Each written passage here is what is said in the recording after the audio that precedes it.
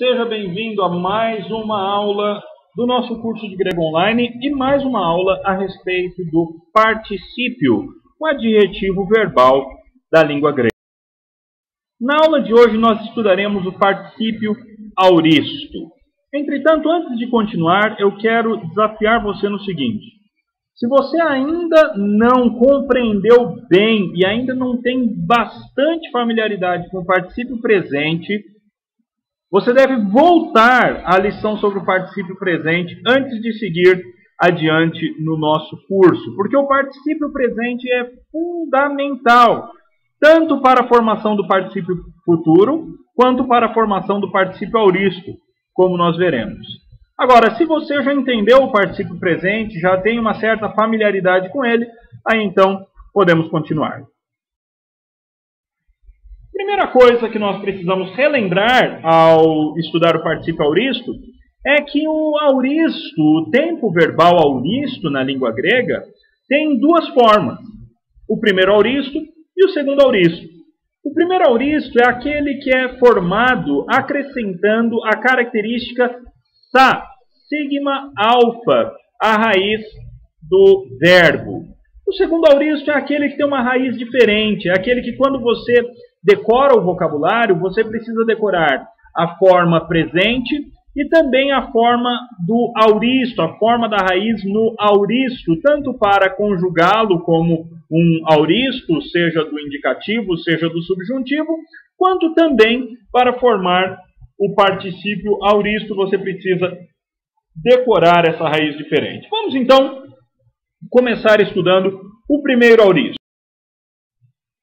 Bem, o auristo, o particípio primeiro auristo, é formado da seguinte maneira: raiz mais característica do auristo, ou seja, sigma alfa, mais a característica do particípio presente masculino ativo, que seria o onte, mas nesse caso, como a característica do auristo já é sigma alfa, então esse alfa ele serve como vogal conectiva. Então, ao invés de onte, nós teremos ante, formado a partir do sigma alfa. E aí, no caso, mais as terminações da terceira declinação, ou seja, qual é a novidade, a mudança entre o particípio presente ativo masculino e neutro e o particípio auristo ativo masculino e neutro. As duas mudanças são o acréscimo da característica do auristo, ou seja, sigma alfa, e a mudança da característica do particípio de onte para ante, o que é muito simples de lembrar, já que ao ver sigma alfa, você sabe então que o alfa entra no lugar do ômicron.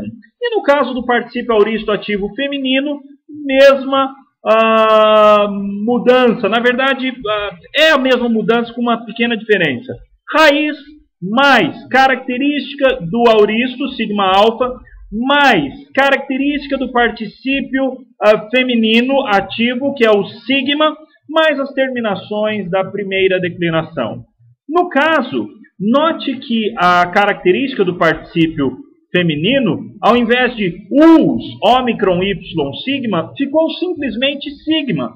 Isso porque o alfa da característica do auristo, o sa, entra no lugar desse ditongo ômicron, y, esse ditongo y, de tal maneira que para formar o particípio auristo ativo feminino, você então simplesmente acrescenta a raiz do verbo, a expressão sa mais sigma, mais as terminações da primeira declinação. Na prática, como isso tudo fica? Desta maneira que você está vendo em sua tela. Lissas, note, raiz mais sigma alfa.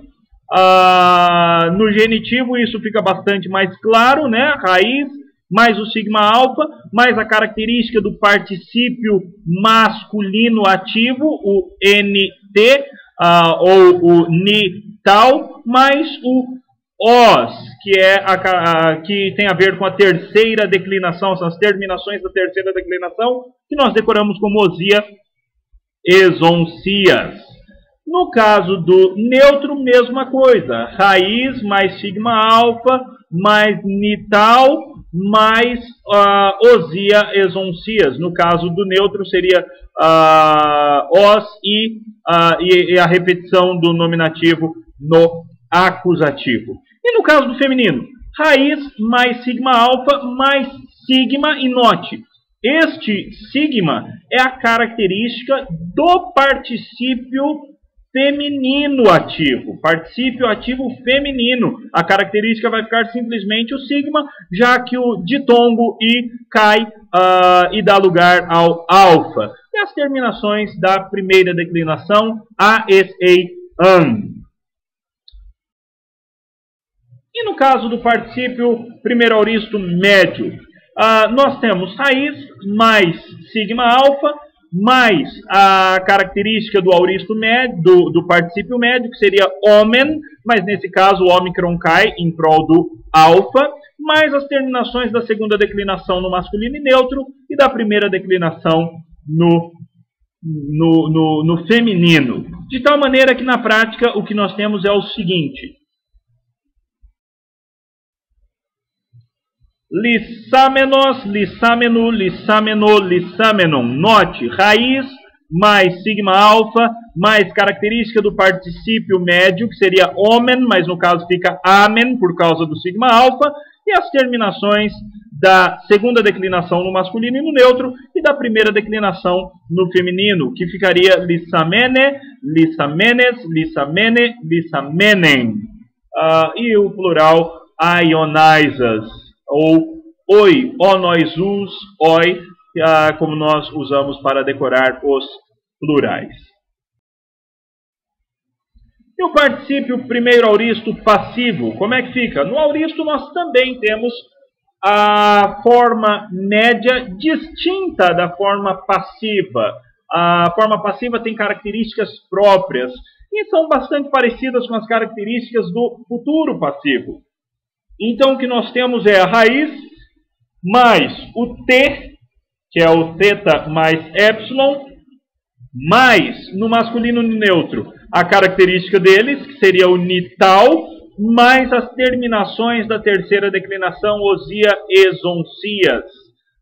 E no particípio auristo passivo feminino, raiz mais t mais iota sigma, e aqui nós temos uma pequena diferença. Ao invés de us, o ditongo u deu lugar para esse iota, mais as terminações da primeira declinação. Na prática, como é que fica tudo isso? Liteis, litentos, litente, litenta. Note, raiz mais característica do passivo, t, mais característica do particípio masculino, nital, mais osia, esoncias. E no caso do feminino, raiz, li, mais característica do passivo, t, mais a característica do particípio feminino, que neste caso, ao invés de us, fica is, mais as terminações da primeira declinação. Só que nós também temos o particípio segundo auristo. Então, o primeiro auristo é aquele que acrescenta sigma alfa. O segundo auristo é aquele que tem a raiz mudada. E a boa notícia é que você vai fazer a declinação do segundo auristo exatamente da mesma maneira que você faz a declinação do presente, do particípio presente. Já que a raiz está mudada, então você vai simplesmente lembrar das características do particípio presente. Ou seja, no masculino ativo, ont mais terminações da terceira declinação. No feminino, us mais terminação da segunda declinação. E no particípio presente médio e passivo masculino, feminino, neutro, homem mais terminações da segunda declinação para o masculino e neutro e da primeira declinação para o feminino. Na prática, o que nós temos? Verbo leipo.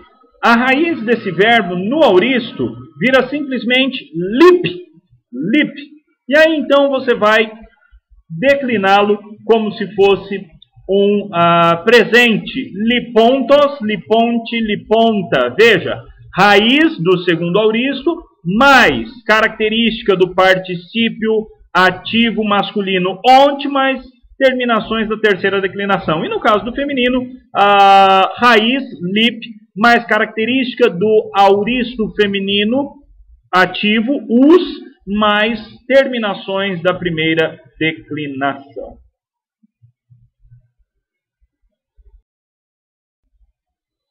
Mais um exemplo, e agora do particípio auristo médio. Veja o verbo ginomai, eu sou, eu me torno. A raiz do segundo auristo dele é gen, simplesmente gen.